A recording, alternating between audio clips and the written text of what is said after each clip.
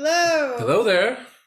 How are y'all doing today? Hope Sorry, everybody, adjusting there at the last hope second. everybody is doing well. Yes, it's another good day outside. Glad you can make it with us to Restoration Fellowship and the counting of the Omer. Tonight is Amen. night 32, 32 of the counting of the Omer, and we are going to Only be in. 18 more days to go. Mm-hmm. Wow, and we still gotta hit the feast. Still have to hit So the yeah, feast. only 8 days to go before day 40. And of Mm-hmm. course, y'all remember what happened on day 40. Very important So day. a very important day. Yes. So we are day 32, which is day 4 of week 5 of the counting of the Omer. And so it says, Baruch atah Adonai, Eloheinu melech haolam, asher kitshanu b'mitzvotav v'tzivanu al sefarat ha'omer. So blessed are you, O Lord our God, King of the universe, who has sanctified us by his commandments and commanded us about the counting of the Omer. Amen. Even just that statement there, sanctified us by his commandments. Yeah. That his commandments are about sanctification. Yes. And that's Yes. been their understanding, the Jewish understanding for the longest time. So, we have been going through the book of Hebrews the last few nights, and it's been I'm a excited blessing. about this one. It's been a blessing. It's been Yes, it really an has. enjoyable study, and sometimes just talking through it helps you understand it more. And we were thinking of things on the fly a little bit last night, and Well, it's amazing. We actually took a class specifically on the book of Hebrews when we were in seminary together. And so we've studied this book before, but God's word is always a treasure. He's always going to teach you more and more and more every time you dig in. So, and yeah, a lot of this stuff I don't remember covering in that class. I don't either. Nope.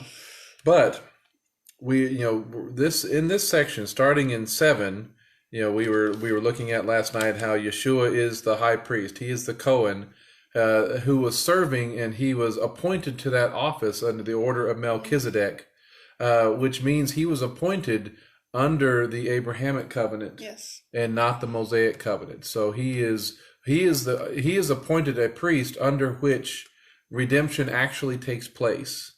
Redemption takes place under the Abrahamic covenant, and then out of that redemption comes the people to Mount Sinai, where they receive the Mosaic covenant and the priesthood. And so again, this was a people that were being tempted to get in right standing with the temple, right standing with the synagogue in Jerusalem, and they were thinking, well, if I give up Yeshua, if I give up Christ, then I'll be in right standing in the temple, and I'll be able to go before God, because really the temple was the only place you could do that in the understanding. Of course, that's just a picture and a type for what Yeshua was going to do. And he is serving at a greater temple with a greater priesthood, and he keeps hammering that point home. And one of the ways that he does it is that that we have a high priest who lives forever, who never has to be reappointed. Whereas even the Aaronic priesthood, they are people that have to offer sacrifices first for their own sins, and they will eventually pass. They will eventually die. And so he is saying he's not trying to diminish the Aaronic priesthood. That's actually something important to keep in mind. Not at all. He's not downplaying their significance. He's not downplaying their importance or even their role. But he's just saying that you don't need to go back to something which you already have. So it is an essential thing to know that Yeshua is the highest of the high priests. Yes, And it is. And in these next few chapters, 8, 9, and 10, these next few chapters really go together. And we were just saying as we were getting started, it's going to be really hard to break away tonight because they just go together. And so keep that in mind. When we do come to a stop tonight. Hello. We lost I lost my feed. But yeah, it's going to be hard to break away tonight. So just keep that in mind. And, when we come back tomorrow, get ready to, sail jump some more, right back jump in. right back in. So anyway, There we are. We lost you there for a second. Yep. So anyway, are we ready to jump into Hebrews chapter 8? Yes. Hebrews chapter 8 is where we are. All right, because he opens up this statement, what this translation does. Now here is the main point being said. So everything that he has been building up to is he's just now getting to the main point in chapter 8. There you go. And then to score, if this is the main point, then everything that follows is also backing up the main point. So everything is building up to this moment, and then everything else is in support of it. So here is the main point. Let's back up to verse 28 of chapter 7. For the Torah appoints as Kohanim Gedolim, or high priests, men who have weaknesses, but the word of the oath which came after the Torah appoints a son made perfect forever. The promise about being made a priest in the order of Melchizedek comes in the Psalms, which is well after the Sinai covenant. So that's just where he's at. So here's the main point being said. We do have such a high priest, a Kohen Gadol, who has taken his seat at the right hand of the throne of the majesty in the heavens. And that's by itself is an unheard of statement as far as biblical Judaism and the function and the office and the actions of the priest. When the high priest even is serving and ministering, especially when he's going into the Holy of Holies. He does not sit down. He doesn't get a break. He does not. There's not a bench for him to sit down and kind of chill out there in the Holy of Holies before the Ark of the Covenant. He does not get to sit down, and in fact, he's probably afraid to do anything but what he's supposed to do. I know I would be. Because, there's all those accounts of the Ark of the Covenant and things like that. I mean, if you're moving the Ark on the cart and the cart stumbles and you reach out your hand to try to stabilize it and keep it from falling over, your intentions don't matter. Your intention of helping and saving don't matter because you're still struck down dead. I mean, that happens. So you don't want to cross any boundaries. You want to make sure all of your T's are crossed, your I's are dotted, and you're doing everything by the book. That's right. So sitting down is not an option. So we have this high priest who has taken his seat at the right hand of the throne of the majesty in the heavens. And it's in the heavens. That's another thing to keep in mind, because what were we saying about Yeshua and his status as a priest? Does he qualify to serve as a priest in that earthly tabernacle or in that earthly temple? No, he doesn't. He does not qualify to serve as a priest because the priests all come from a certain tribe. Levi, that light is going to drive me nuts. Fine, I'll turn it off. It is blinking brighter and dimmer and brighter and dimmer. And it's just like, okay. Battery is weakening, apparently.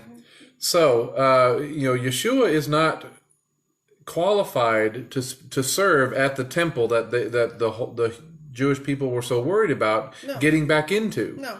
Because the only tribe from which a priest comes is the tribe of Levi and a descendant of Aaron.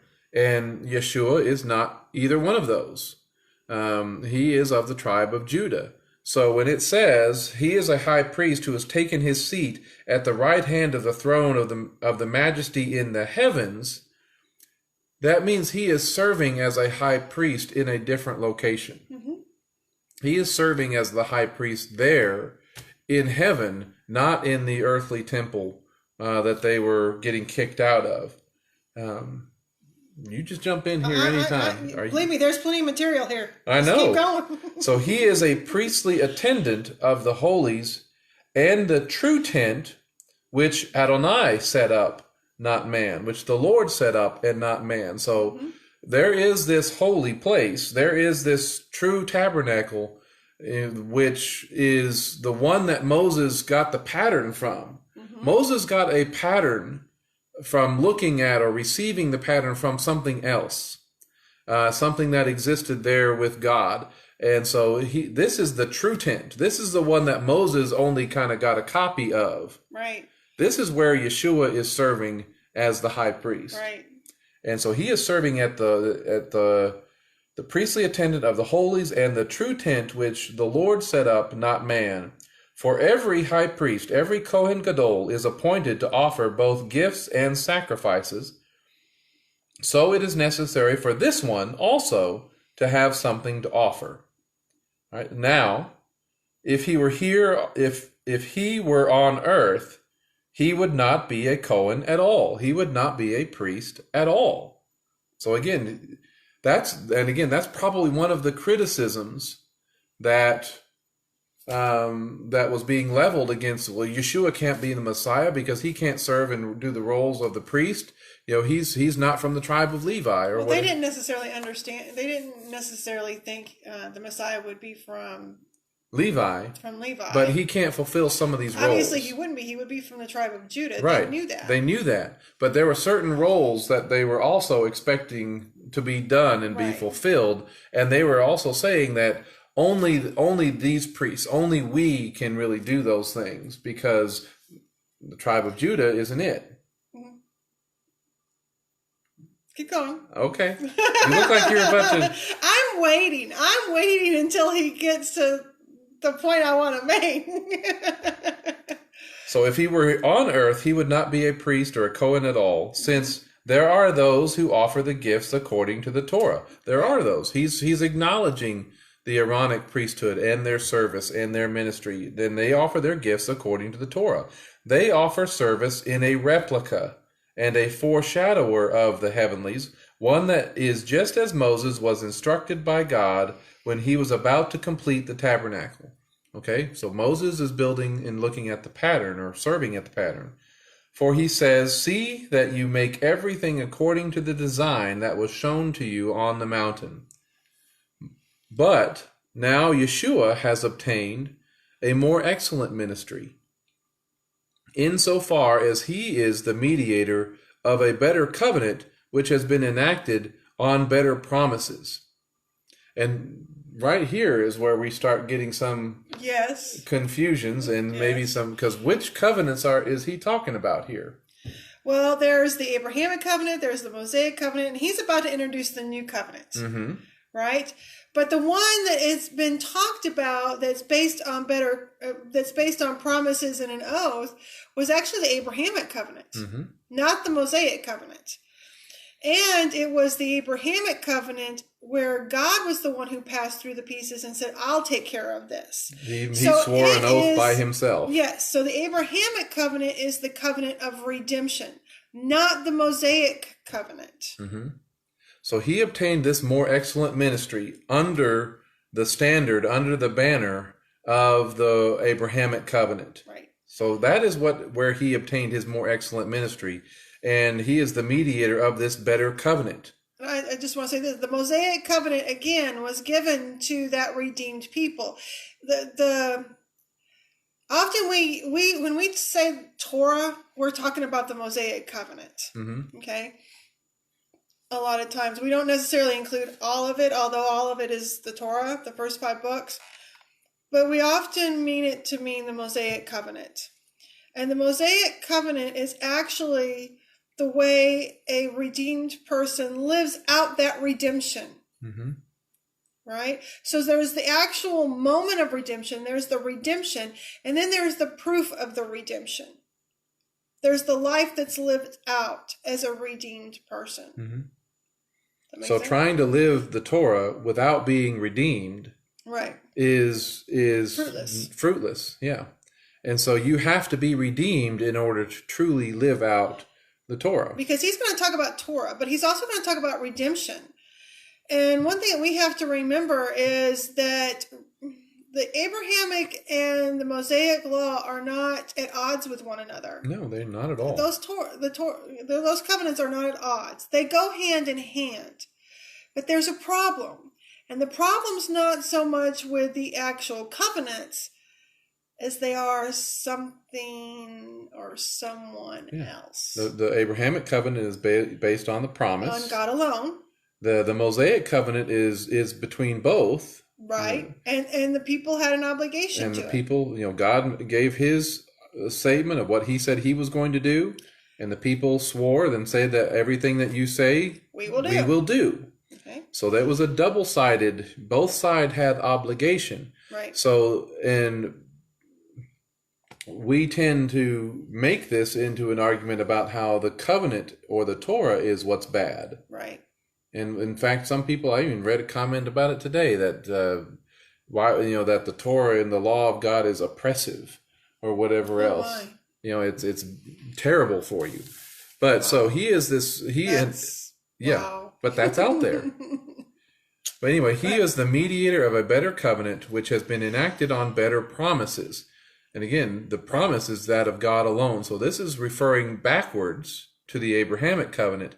And then he's also going to show how this continues to build into the future, into what's called the new covenant. We just assume it's always about the new covenant. Right. And it's not. It's referring back to the promise made at the Abrahamic through the Mosaic into the new covenant. Right. So, for if that first one had been faultless, there would not have been discourse seeking a second. For finding fault with them. Not it. Yeah. But them. Yeah. Finding fault with them. They did not hold up their end of the bargain. Remember, the Torah is really the terms of agreement. The terms, like a marriage contract. Yeah. It is a marriage contract, actually. It's a you do this, I do this. You do this, I do this. Mm-hmm. Don't do this. It has all of those elements in it. So all of the Torah is simply just the terms which both sides are agreeing to live by. You have the marriage, you have the engagement. Both sides agree to, we're going to get married, and the husband pays the bridal price. He's responsible for that. So he pays the bridal price, right? He does all the stuff up front. And then comes the actual, okay, now let's live together kind of thing, right? Can we live together? And okay, you do this, I do that. I'll do this, you do that, right? And there's the actual working out of the actual marriage. And that is, in a lot of ways, what the Mosaic covenant is. Mm-hmm. It's how we are to live in relationship with one another. And so the Torah, the terms of that, the law of God, the problem is not with those terms. No. The problem is with... Because the terms aren't going to change. No, the terms are not going to change. Because his word stands forever. So the terms aren't going to change. So what changes? Mm-hmm. And that's what the new covenant actually states. Yeah. Finding fault with them, he says, and he is quoting from where? Jeremiah 31. I want to say this. In the book of Hebrews, you'll notice that if you go back and you read in the Tanakh in the Old Testament, Jeremiah 31:31, part of it in verse 9 here in chapter 8 of Hebrews is a little bit different than the account back in the Old Testament. And that's because our Old Testament are translated off of the Masoretic Hebrew text. Mm-hmm. The book of Hebrews is actually quoting from the Septuagint. Mm-hmm. Today, a lot of Orthodox Jews want to downplay the Septuagint. They will even say it's kind of corrupt. There was not that issue in the first century. There was not that issue in the first century. In the first century, the Septuagint was seen as a perfectly valid Greek translation of the Tanakh, of the Old Testament. Mm-hmm. And so the New Testament writers, whenever they're quoting, they're writing in Greek for the most part. So some people will say translated into Greek. But either way, they're writing in Greek. And so they're just using the already available translation that's already in Greek. They're just not rewriting, the wheel, so to speak. Mm-hmm. So anyway, just want to make that point. So finding fault with them, finding fault with the people, again, not with the Torah, but finding fault with the people. He says in Jeremiah 31, "Behold, days are coming, says Adonai, when I will inaugurate a new covenant." Okay, that's the term that we like to use. A new covenant with the house of Israel and with the house of Judah. So who is this new covenant issued with? With the house of Israel and the house of Judah, the northern kingdom and the southern kingdom. And remember, he in Ezekiel chapter 37 promised to bring them back together as one people, as the house of Israel. And of course, by the time you get down to verse 10 here, he's only going to mention the house of Israel because they're together at that point. It's not that he's just dropped off Judah somewhere. No, he's brought them together. The promise is that he's going to bring those two together. And so in verse 10, he's only going to mention Israel. Which is interesting in considering that when the new covenant is initiated with the coming of Messiah, right, the death, burial, and resurrection of Messiah, they are still divided into the house of Israel and the house of Judah. You know, they haven't been made one yet. But by the time we get to the end of it and the new covenant is fully implemented and fully inaugurated, they're one. They're one, and we've even been grafted in. Yeah. So, yeah. Because when Jeremiah wrote this, remember, Jeremiah wrote it, the northern kingdom had already been put into exile by the Assyrians. And Judah was on their way by the Babylonians. And so, yeah, it was still very much a divided kingdom when Jeremiah wrote this. Yes, very much so. Okay. So, I will I will inaugurate this new covenant with the house of Israel and with the house of Judah. And then that's a corporate concept there. Yes. Not individual. Corporate. Keep that in mind. We'll come back to that. We're going to be talking about that a lot, actually. Yeah, so this is a corporate concept for the house, for the entire people, for the nation as a whole. And that'll come up in a little bit, so I'm trying not to get ahead. So, but it will not be like the covenant I made with their fathers on the day when I took them by the hand to lead them out of the land of Egypt, for they did not remain in my covenant, and I did not care for them, says Adonai. That's that difference. That's that difference. You know, the Masoretic says, even though I was a husband to them. Even though I was a husband to them. And basically, you know, he's, okay, you don't want me to be your husband. You don't want me to act like your husband. I'll step back some. I'll stop caring for you like I want to care for you. Right? But I'm going to, at some point, you know, in the future, I'm going to make this covenant over again, and I'm going to care for you like a husband again. I'm going to care for you. Right? Well, I'm going to be your God. And we're going to get to that. Yeah, I mean, but it's like a marriage, you know. If a marriage goes through hard times, there's a period of separation or whatever else, and the goal and the hope is that there's a reconciliation. Right. Does the vows or the things change, the promises that they made to each other? No. That doesn't change. The reconciliation is what has brought these things back together, but the promises that were made to each other should remain. Right. And that's exactly what's happening. You know, the Torah is the promise. Right. Is between the promises between the husband and the wife, the terms. And this is saying, okay, we're going to be reconciled. You broke the covenant. You broke the terms, but we want reconciliation. Right. So they did not remain in my covenant, and I did not care for them, says Adonai. For this is the covenant that I will make with the house of Israel after those days, says Adonai. I will put my law, what your English translation will probably say, I will put my law or my Torah into their mind, and upon their heart I will write it. And I will be their God, and they shall be my people. And no more will they teach each one his fellow citizen, and each one his brother, saying, Know Adonai, because all will know me, from the least of them to the greatest.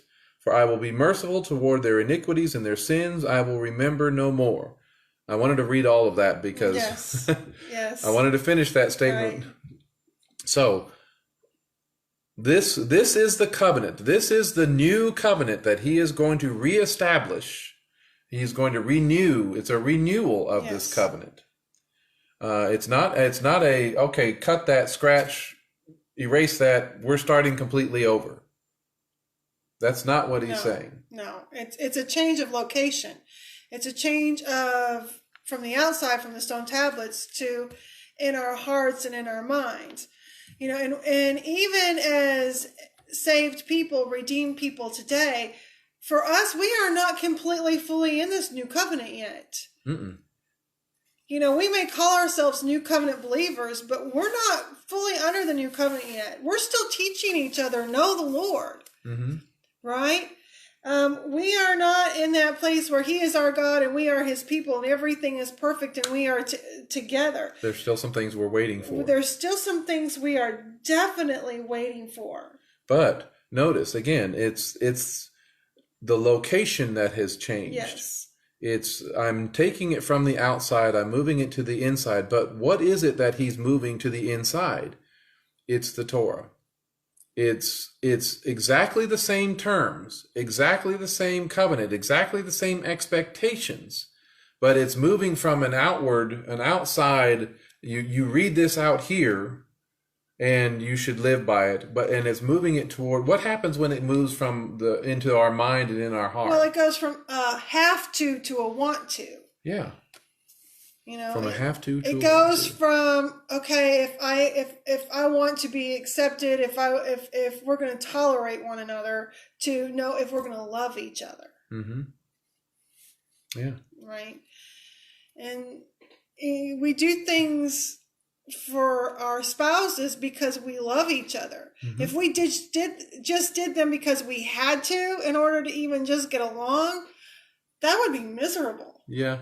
That would be miserable. No, we do things for our spouses because we love them and we want that relationship with them. And being on their mind and upon their hearts is where it was always supposed to be. Yes. It was always supposed to be and move from an outward enforcement type of a thing to an inward desire, because that's exactly what it talks about in Deuteronomy. You know, when it gives the Shema. You know, hear, O Israel, the Lord our God, the Lord is one. Love Adonai your God with all your heart and with all your soul and with all your strength. These words which I am commanding you today are to be in your heart. You are to teach them diligently to your children. So that you have to teach them to get it in their mind. That's right. You know, That's and right. we are supposed to be renewing. We have to be living for God and for the renewing of our mind, the transforming of our mind. Right. In the way we think and the actions that we take, so that we don't resent the call of God. We don't resent the way he wants us to live. You were saying the other night, I can't remember which night it was, that righteousness is learned. You know, and of course the Holy Spirit is given to God's people to cause us to obey his laws and his rulings. That's Ezekiel 36. 36 verses 26 and 27. And so, yeah, I mean, all these things go together. It's not the old and then the new. And at the same time, here's the clincher. And this is something else we're going to talk about as we go through these chapters. We are living in a time of already, but not yet. Yes, we have received personal redemption, but there's still a corporate redemption to be had. Right? So we're living in that tension of already, but not yet. We have seen the fulfillment of the spring feasts, which again, we haven't really talked about explicitly yet. That we have seen the fulfillment of the spring feasts and that personal redemption, that fulfillment of Passover and all of the things that Yeshua did in his first coming. And we are still awaiting the corporate fulfillment, which takes place in the fall feasts. Right. With the day of trumpets, or the Feast of Trumpets, the Day of Atonement, and the Feast of Tabernacles. And it's no accident that the illustration he uses in these chapters is the Day of Atonement, which is the atonement for the corporate nation. Not the individual, but the nation. Okay? He's going to talk on a corporate level. So let's keep going. Well, we need to finish the last verse of chapter 8. because this is the one that will often get thrown out there to Yep. try to say how, the Torah and all those things is done, it's thrown away, it's gone, Right. and it's because of a translation that happens here. What many of the Well, it's that, and it's that tension of already but not yet. and not really understanding the Jewish mindset in approaching these things. Right. So verse 13 of chapter 8 says, in saying new, this new covenant, he has treated the first as, and if you look, some of your translations may use the word, a very strong word, they may use the word obsolete. But what is being made obsolete is aging and close to vanishing. That's oftentimes how we look at it. He has made the first one obsolete and was close to becoming, whatever is becoming obsolete is growing old, ready to disappear, is how some others will translate it. This is one of the verses that shows you how quickly they believed Yeshua was coming back. Mm-hmm. They did not think they were going to have to wait 2,000 years. They thought he's on his way back. We're heading into the kingdom, right? Because that's what they're talking about here. So that word. And that, well, what was first is the word protos, and that's talking about in terms of order. Right. What came first. Right. And this word, that word that's translated as obsolete is paleo. I'm probably saying that wrong. I usually am. And it means to make ancient or old, things that, to declare a thing to be old, but things worn out by time and by use. And this era or this time period is coming to a close. Right. This era, and what defines this era now? What's the issue that defines this era? It's our sin. Our sin is what defines this era. Because we still live in a state of sin. We may be redeemed, we may have been justified, but we still struggle with sin, and we still live in a world of sin. We see proof of that every day. Yes, we do. So, but note, because you notice the tension here in this verse. It's not so much that he's making it obsolete; he's making it old as it's transitioning. But notice it hasn't gone yet. See, we've tried to use this verse to say that it's old, it's gone, it's completely done away with. But it says what is being made old and aging is close to vanishing. And if it's close to vanishing, that means... Because they thought it was close. It means it's not gone yet. Yeah. It's not entirely gone. Heavens and earth are still here, according to Matthew chapter 5, right? They still stand as witnesses against us, breaking his Torah. Yeah. So again, we have been redeemed, through the blood of the Lamb. We have received the Holy Spirit, which is a down payment, which is supposed to be a guarantee of things that are to come. Because there's more to come. We talk about that on Wednesday nights, right? When we're doing our kingdom study. There's more to come. As we have not received the full inheritance yet. Right. And so the terms, the Torah, those things are not gone and not done away with because they're not quite gone yet. It's not time yet. Exactly. We have personal redemption, but the full terms of this covenant, in terms of the new covenant, have not been fully enacted yet. Yeah, they haven't been put in our heart yet. This requires the king. Yeah. It requires the king. On the throne. It is a corporate covenant. And it requires the king. So, we say all of that. That was one of the key verses that we needed to hit, because to point out that this is close to vanishing. It's not gone yet. We haven't received everything yet. So we are still waiting for these things. So that means that the Torah still has something for us to indicate for us how we should be living. Right. And even the new covenant, again, the terms of the new covenant are going to be in here. So we're going to be living in a way which is not tainted by sin. Right. We're going to be living the Torah without the effect of sin. Or, in a sense that it has been fully and completely understood, because Torah will go forth from Zion. It's Isaiah chapter 2.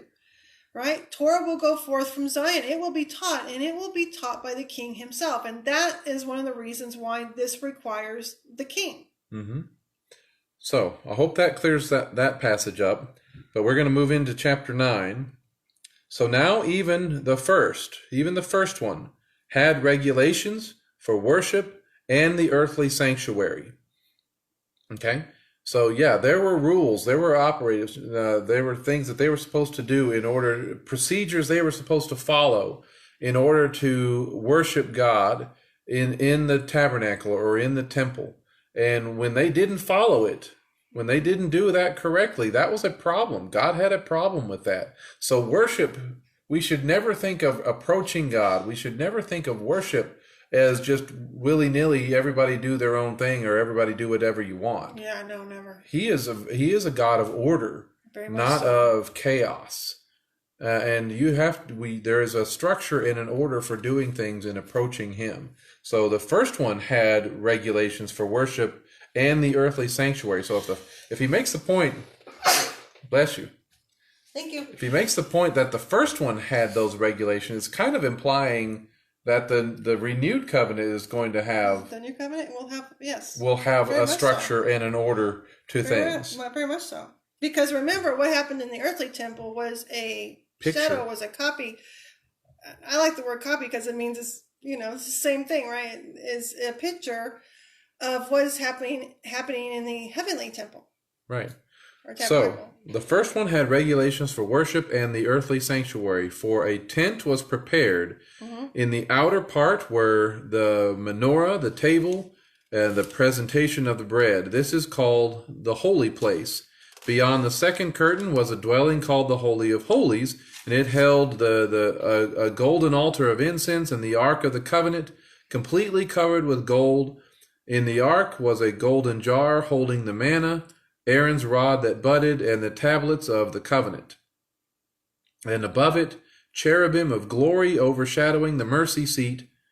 But it is not now possible to speak in detail about these things.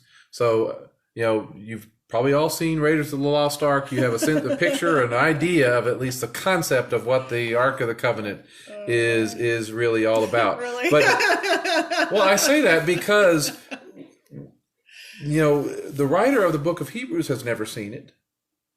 He has never seen the Ark of the Covenant with his own eyes because he's not allowed. Yeah. Only the high priest is even allowed to go in there. And that pushes us back to that golden altar, right? Now, if you remember in Torah, when they were setting up the tabernacle, that golden altar is not inside with the Ark of the Covenant. It's not behind that second curtain. It is outside with the menorah and the table of showbread.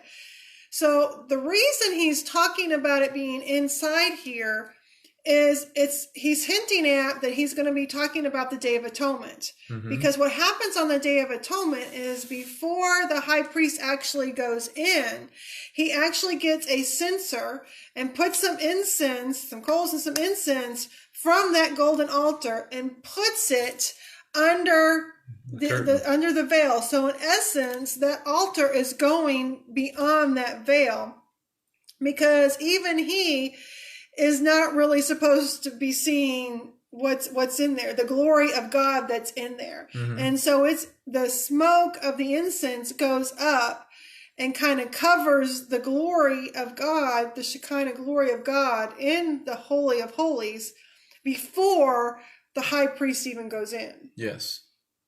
And that's for his protection. Yes.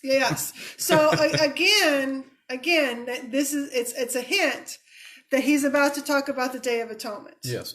And so the writer of Hebrews knows and understands that, and he expects his readers to understand that. Yes. He expects them to have a concept of where these items are mentioned and where they're described and what they're supposed to look like and all of those things, from the Torah.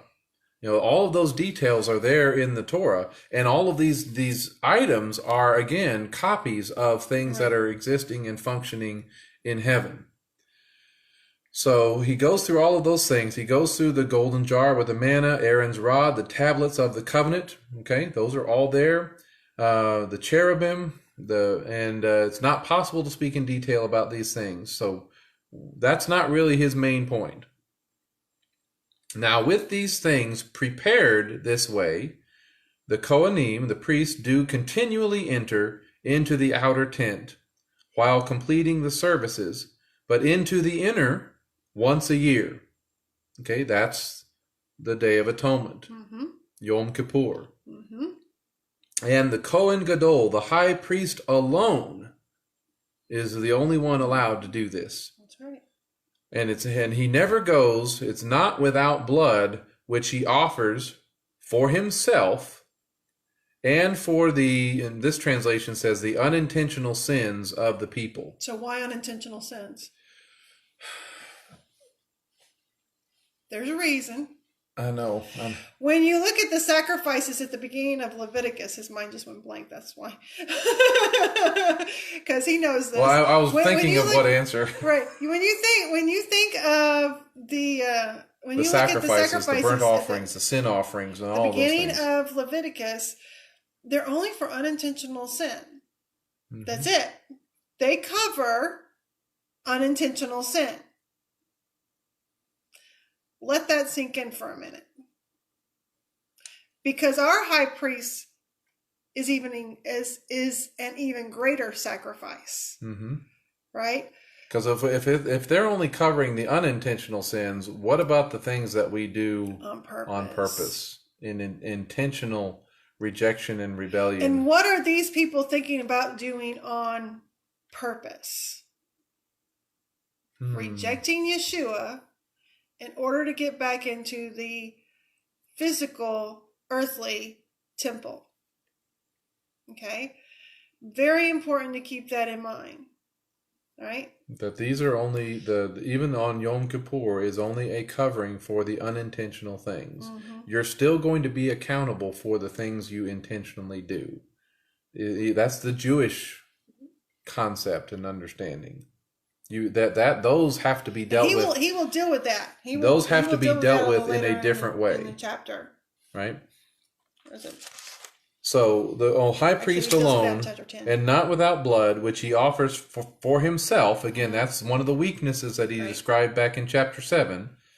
And for the unintentional sins of the people. By this, the Holy Spirit, the Ruach HaKodesh, makes clear that the way into the holies has not yet been revealed while the first tent is still standing. It is a symbol for the present time. So the way has not been completely opened. That's what the temple, that's what all of the ministry, that's all of those functions of the actions of the temple, year after year after year, were showing that your redemption has not fully come yet. This is just a temporary dealing with. This is just a temporary covering of your sin. It's not been removed yet. Right. So again, the way into the Holy of Holies has not been revealed while the first tent is still standing, while it's still operating, while that is the focus, the temple and the first tent. If that's the focus of and all we have, then our sin hasn't been dealt with, because it can't. It was not designed to take away our sin. So it is a symbol for the present time. Accordingly, gifts and sacrifices are being offered that cannot make the worshiper perfect with respect to conscience. So again, the office and the function and the gifts and things that are going on at the temple, those are great. There's nothing wrong with those, but they do not make you perfect. And of course, what is it that's going to actually clear our conscience? Of course, it's the blood of Messiah, but within the new covenant itself, verse 12 of chapter 8, for I will be merciful toward their iniquities, and their sins I will remember no more. When all of that is over and done with, and our sin is fully and completely dealt with and put aside, right? As far as the east is from the west, that will be a great day. So all of those sacrifices, remember, they're being tempted to go back into that. And he's telling them, all your gifts and your sacrifices, that you do all according to the Torah will not make you perfect with respect to your conscience.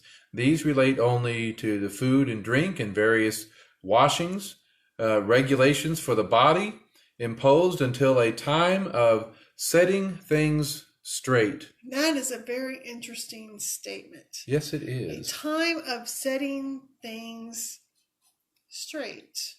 So there's Trust still in the Lord with all your heart, where things will be set straight.